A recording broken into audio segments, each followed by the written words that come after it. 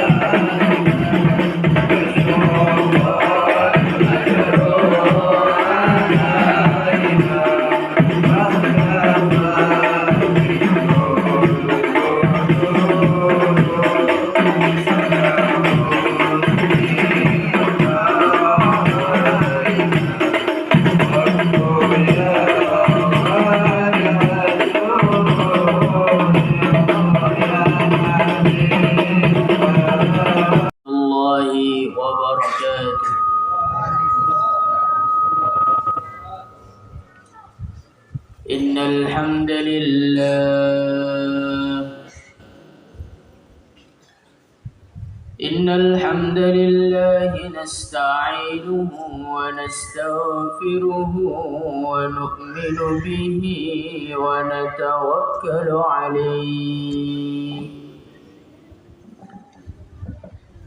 ونعوذ به من شرور أنفسنا ومن سيئات أعمالنا من يهده الله فلا مضل له ومن يضلل فلا هادي له أشهد أن لا إله إلا الله وحده لا شريك له وأشهد أن سيدنا ومولانا وحبيبنا محمدا عبده ورسوله اللهم صل وسلم على سيدنا محمد وعلى آله وصحبه أجمعين أما بعد قال الله تعالى في كتابه الكريم قل بفضل الله وبرحمته فبذلك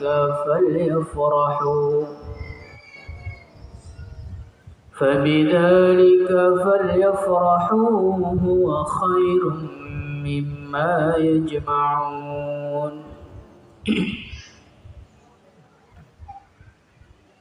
Kepada para alim, para ulama,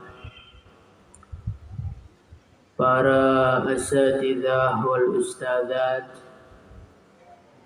para wali santri semua, akramakumullah, a'azzakumullah, dan teman-teman santri semua yang dimuliakan Allah, hadirin hadirat yang saya muliakan.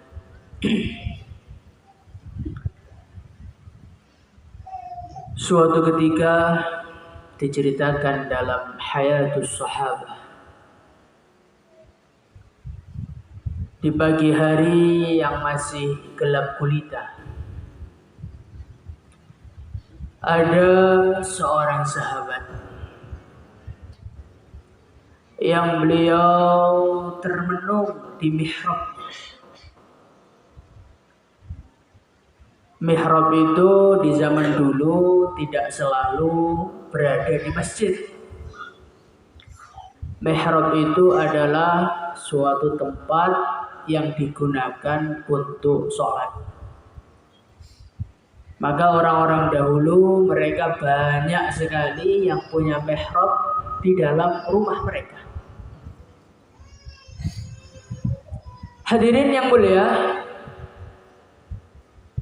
di pagi hari itu ada seorang sahabat yang beliau duduk di mihrabnya. tertunduk wajahnya dalam keadaan sedih yang sangat. Saking sedihnya hati beliau sampai beliau membolak-balikkan telapak tangannya. Hadirin yang mulia, beliau mengatakan, min qillatiz zad wa ba'dis safar wa wahsyatit tariq. Saat itu beliau sedang memikirkan suatu perkara,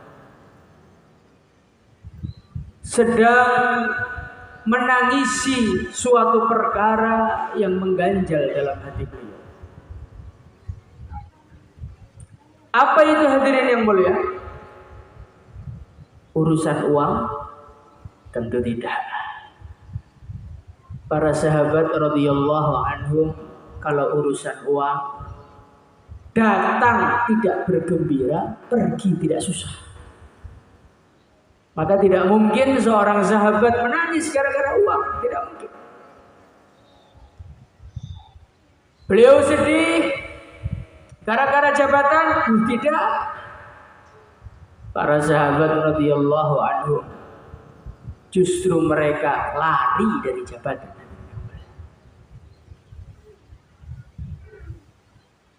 Lantas apa yang membuat beliau menangis?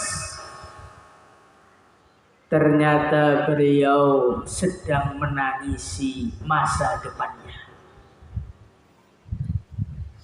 Beliau sedang menangisi kehidupan yang akan datang kepada beliau setelah kematian. Beliau mengatakan, min qillatiz zad, alangkah sedikitnya bekal.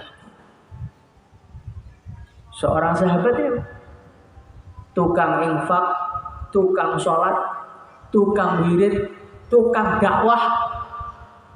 Hurutnya bukan 4 bulan. Berangkat hurut itu nggak niat pulang. Ketika ringan, ketika berat, datang taskilan dari Nabi, bismillah langsung berangkat. Itulah para sahabat. Khurutnya bukan pakai nisab. Khurutnya sesuai keperluan takaza agama. Hari ini baru pulang, hari ini agama memerlukan, hari ini juga dia meninggalkan rumah. Itulah para sahabat radhiyallahu.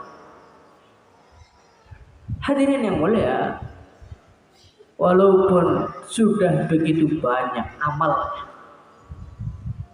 walaupun sudah begitu sungguh-sungguh di dalam memperjuangkan agama, menyampaikan agama, mereka mengatakan min qillatiz zad, alangkah sedikitnya bekal Tuhan.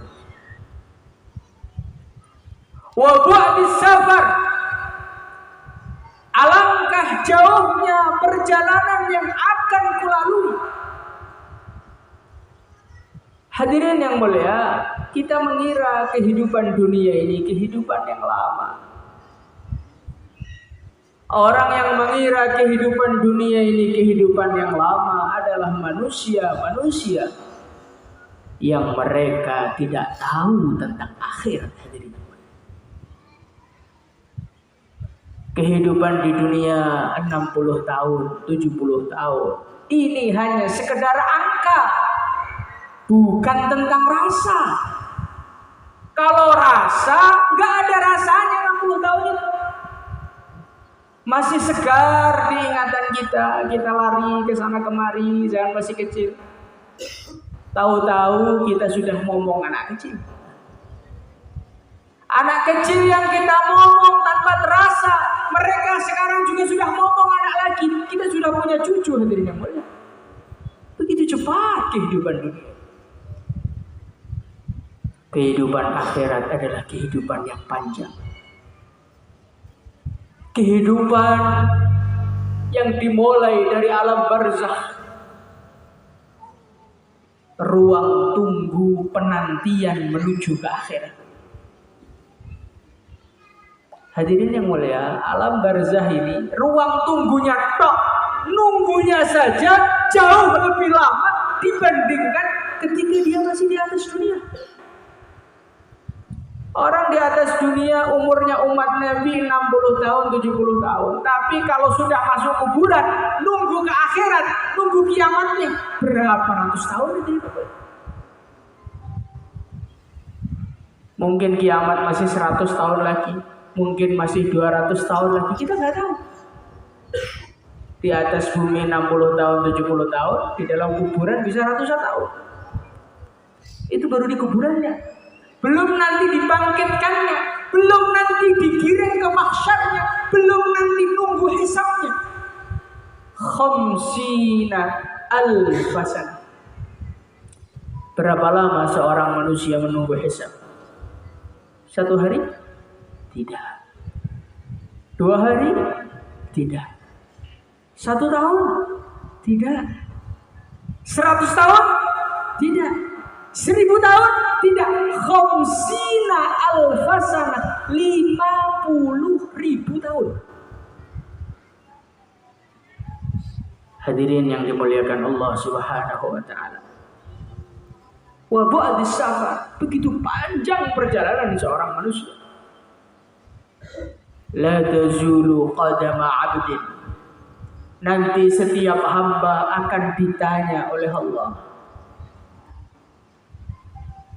Siapa yang ditanya? Barengan tanyanya? Tidak, satu persatu. Satu persatu. Kita ini Pak, antri beras, antri minyak goreng, antri pom bensin, itu saja rasanya sudah gak tahan. Padahal antriannya tidak sampai 1000 orang. Bayangkan kita antrinya mulai manusia yang pertama zaman Nabi Adam sampai bayi terakhir lahir di dunia. Dan dihadapkan kepada Allah satu persatu. Dan akan dihisab oleh Allah setiap satu persatu kelakuan seorang manusia. Ditanya mengenai umurnya, ditanya mengenai hartanya, ditanya mengenai masa muda, ditanya mengenai ilmunya. Masya Allah. Satu orang. Berapa lama satu orang itu? Nanti orang yang kedua, orang yang ke-1.000.000, orang yang ke-1 miliar, orang yang ke-7 miliar. Berapa miliar manusia yang pernah hidup di dunia ini, satu akan dihadapkan kepada Allah SWT.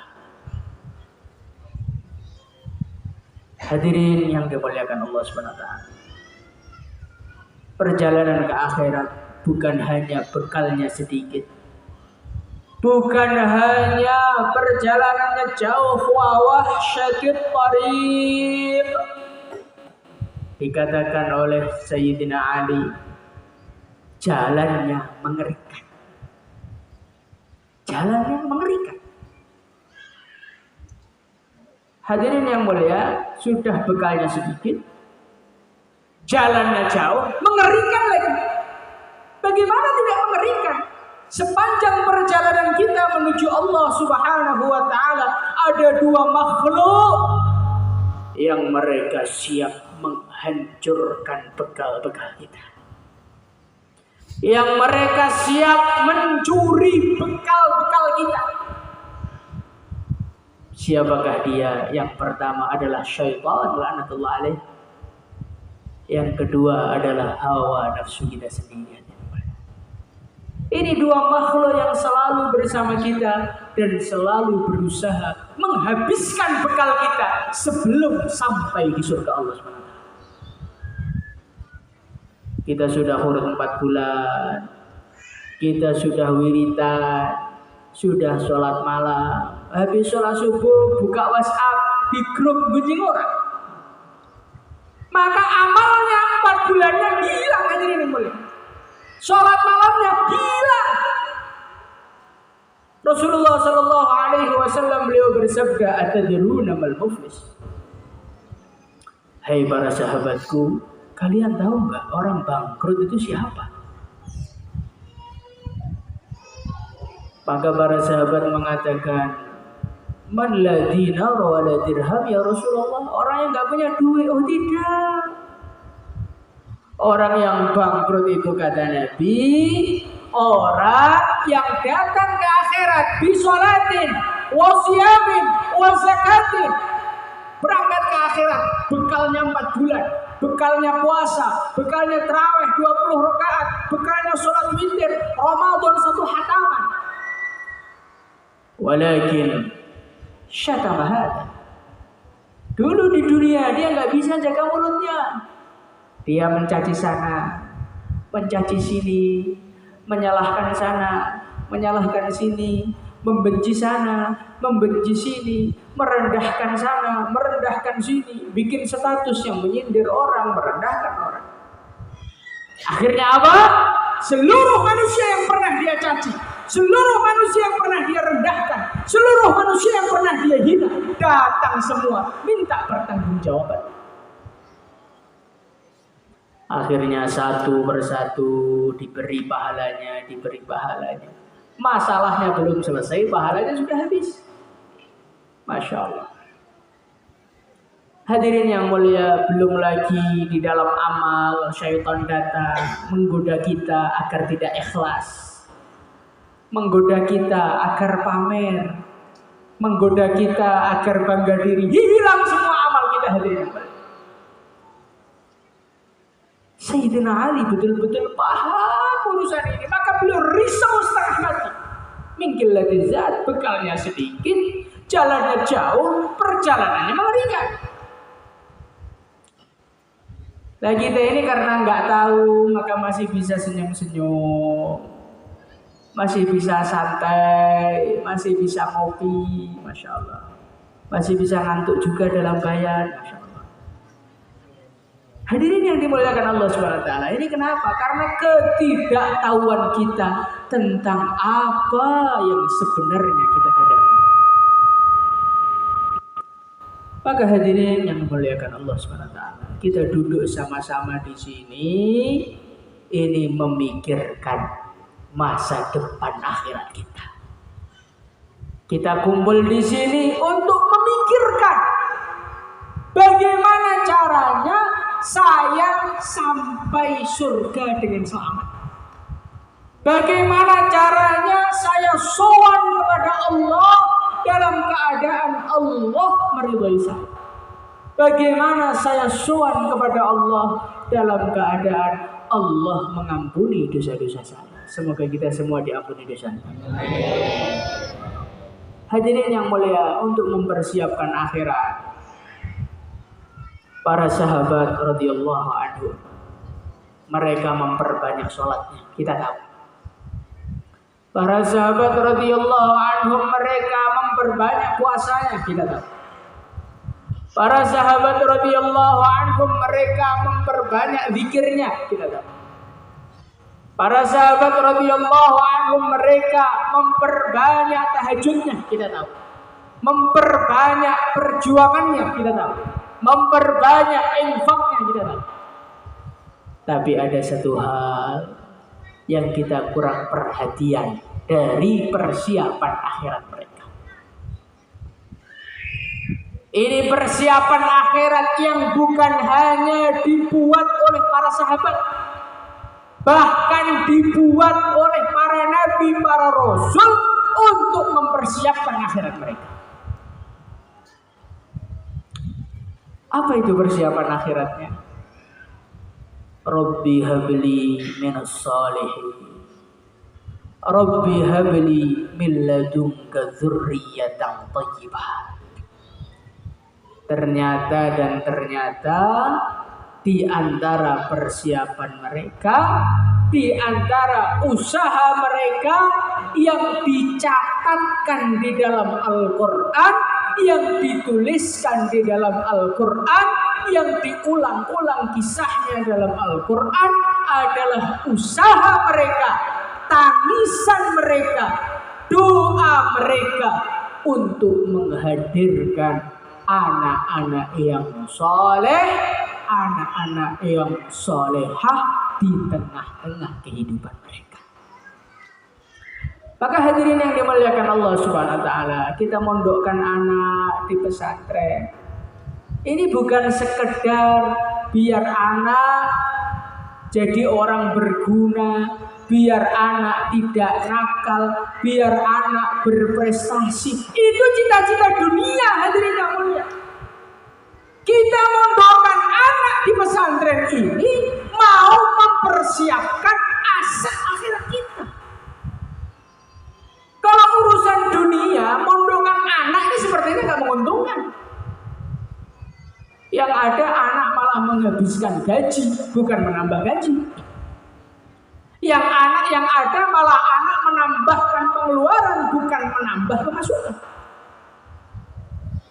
Hadirin yang dimuliakan Allah Subhanahu wa taala, memondokkan anak, nyekolahkan anak di pesantren, nyuruh mereka hafalkan Quran secara usaha duniawi tidak menguntungkan.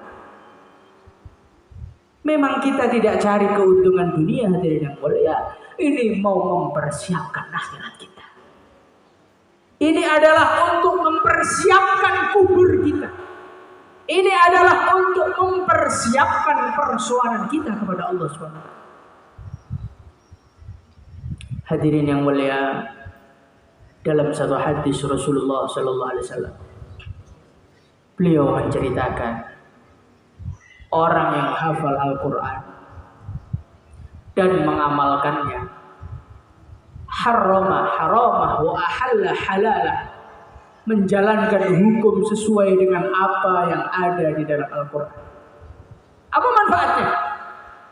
10 orang dari keluarganya yang wajib masuk neraka, dia punya hak untuk membebaskannya dari neraka. Hadirin yang mulia, hasilnya anak mondok ini gak ada dalam hadis. Barang siapa yang anaknya profesor, maka keluarganya wajib masuk surga.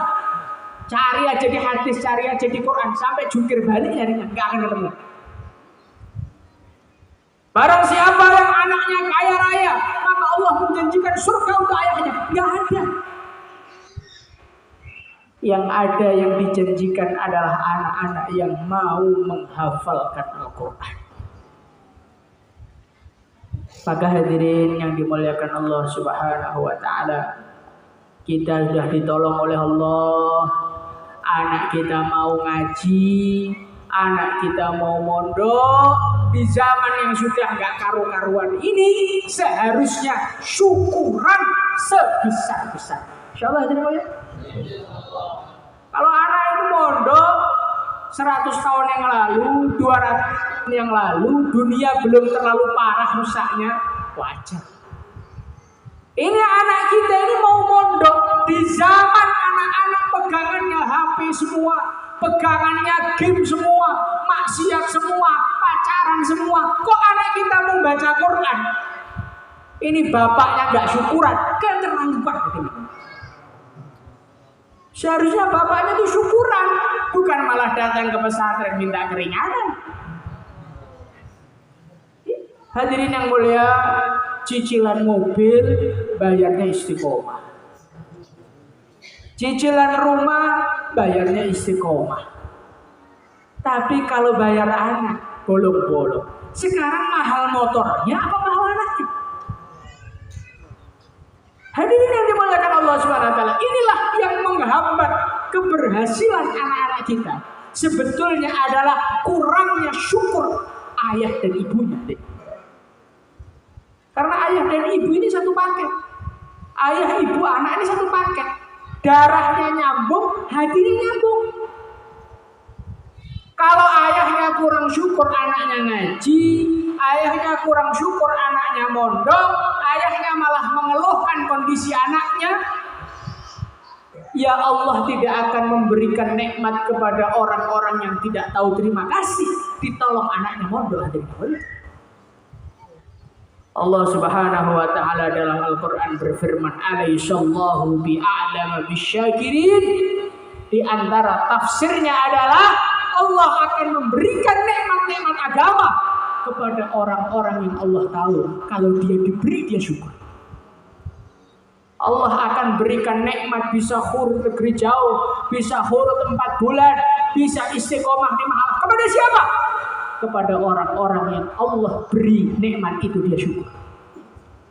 Allah akan beri anak soleh, beri anak yang solehah, beri anak yang hafid Quran. Kepada siapa? Kepada seorang ayah dan seorang ibu yang Allah tahu kalau dia diberi anak soleh, dia syukuran. Dia diberi anak soleh, dia korban habis-habisan untuk anak. Maka hadirin yang mulia, tadi sudah dibacakan prestasi-prestasi. Coba, apa yang mau dibuat ayahnya dan ibunya hari ini? Terima kasih Pak Ustaz telah mendidik anak saya. Gitu aja. Sapinya dibiarkan hidup di rumah, ayamnya dibiarkan hidup di rumah. Masya Allah, ini bapak-bapak yang perlu dikasih pelajaran itu. Maka hadirin yang mulia, kita harus syukuran. Sepunyanya uang, korbankan, undang tetangga-tetangga, selamatan. Kenapa? Anaknya hatam 1 juz. Cuman 1 juz cuma. Al-Quran kok cuman 1 huruf dari Al-Quran. Itu 10 kebaikan hadirin. Hadirin yang dimuliakan Allah Subhanahu wa taala. Diriwayatkan oleh para ulama. Ada seorang ayah, Masya Allah. Dia maksiat mulai A sampai Z dikerjakan semuanya. Maka ketika dia meninggal dunia, para malaikat minta izin kepada Allah, ya Allah, ini hamba-Mu maksiatnya sudah gak karu-karuan, izinkan kami untuk menyiksa dia. Silahkan, kata Allah. Hadirin yang mulia, sehari, 2 hari, 3 hari, 4 hari, setahun, 2 tahun. Ketika 3 tahun Allah mengatakan, hai hambaku, hentikanlah penyiksaanmu kepada hambaku ini. Maka para malaikat kaget, ya Allah, dia nakalnya 30 tahun. Ini nyiksanya baru 3 tahun, masih kurang ya Allah. Apa kata Allah? Wahai hambaku, aku malu. Ayahnya aku siksa di kuburnya, sedangkan anaknya membaca firman. Anak kita ini apal Bismillahirrahmanirrahim. Hari ini kita nggak kerasa, Pak. Nanti kalau sudah dikubur, baru kita merasakan manfaat. Maka walaupun anak kita baru hatam Iqra, anak kita baru hafal 1 juz, kalau perlu cuma hafal Fatihah pun, bapaknya harus syukuran. Ini rasa syukur harus ditingkatkan. Kita ini nggak kerasa diberi nikmat yang mahal oleh Allah. Diberi nikmat anak mau mondok, diberi nikmat anak mau ngaji, diberi nikmat anak mau sholat. Masya Allah. Hadirin yang mulia, Nabi Ibrahim nangis kepada Allah di malam hari. Rabbi ja'alni muqimas salati wa min dzurriyyati. Ya Allah, jadikan aku dan anak-anakku orang yang rajin menegakkan sholat. Nabi Ibrahim. Jadi Nabi Ibrahim itu permintaannya nggak muluk-muluk, pengen anaknya rajin sholat. Lah kita anak kita rajin sholat di pondok, kita nggak usah doa, nggak usah minta, masih nggak syukur lagi. Ini bapak model apa ini? Ini ibu model apa ini? Kadang-kadang karena kita ini melihat prestasinya orang yang lebih keren, hafal Quran 30 juz, lancar, kemudian itu kita jadikan alat untuk marahi anak kita. Nah, itu dia bisa gitu, kamu kok nggak bisa begini? Jangan seperti itu, hadirin. Beda bapak, beda ibu, beda produk. Kita kadang-kadang nuntut anak, padahal ini beda produk, Pak. Beda produk, insya Allah juga beda syukurnya. Maka anak kita ini walaupun nggak ada prestasi, walaupun 0 prestasi, mau duduk di pondok, bapaknya harus syukuran tiap hari. Insya Allah ini. Setelah syukuran, jangan lupa bapaknya doa untuk anaknya. Doa untuk tokonya sudah rajin. Doa untuk karirnya sudah rajin. Doa untuk anaknya kadang ingat, kadang tidak. Maka kita mulai hari ini dan untuk seterusnya selama kita hidup. Setiap berdoa, jangan lupa sisipkan nama-nama anak kita di dalam doa kita. Insyaallah ya. Doa yang tidak akan ditolak oleh Allah adalah doanya orang tua untuk anaknya. Orang tua itu doakan jelek saja makbul untuk anaknya, apalagi doa baik. Maka orang tua itu kalau jengkel sama anaknya jangan sembarangan ngomong, Pak. Anak nggak bisa diatur betulan. Anak goblok betulan. Pokoknya kalau marah, anak pinter, anak soleh. Insyaallah ya. Hadirin yang dimuliakan Allah SWT, doa untuk anak.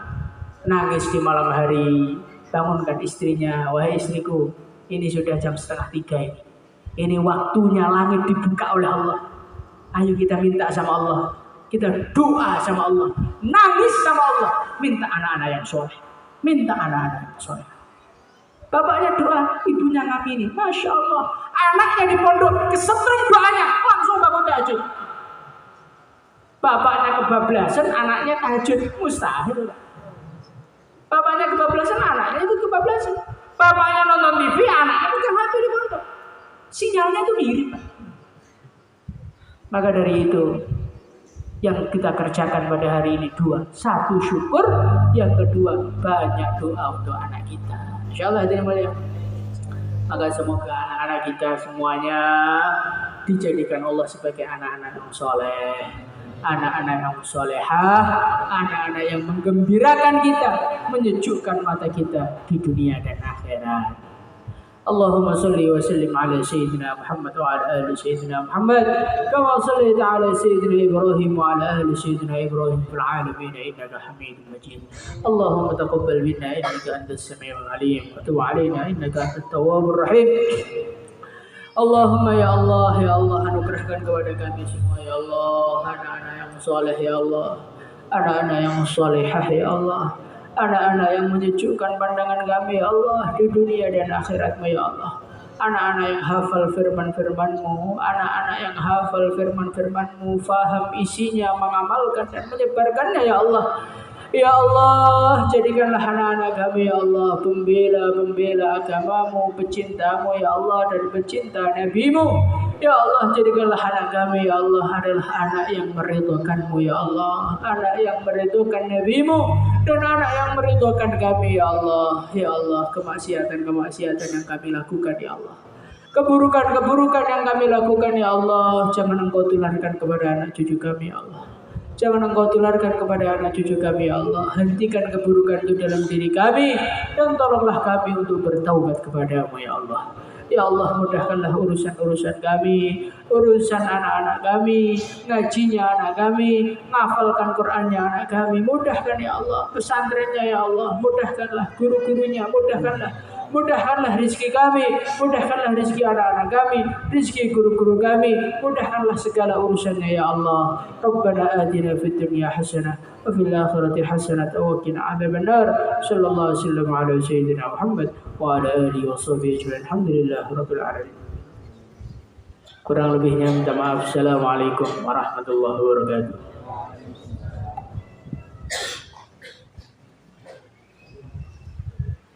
Ya, bapak-bapak boleh musafaha.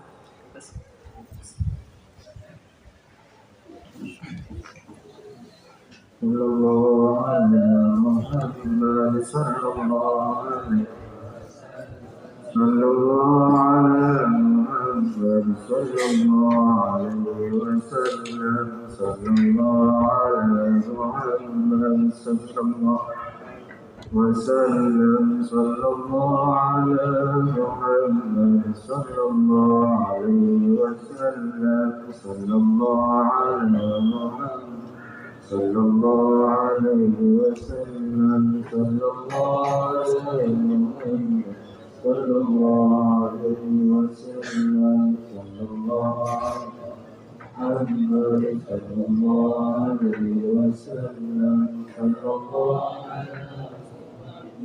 صلى الله عليه وسلم صلى الله على محمد صلى الله على محمد صلى الله عليه وسلم صلى الله عليه وسلم صلى الله صلى الله عليه وسلم صلى الله على محمد صلى الله على محمد صلى الله عليه وسلم صلى الله عليه وسلم صلى الله على محمد صلى الله على محمد صلى الله عليه وسلم صلى الله عليه وسلم صلى الله على محمد صلى الله عليه وسلم صلى الله على محمد صلى الله على محمد صلى الله عليه وسلم صلى الله عليه وسلم على محمد صلى الله عليه وسلم صلى الله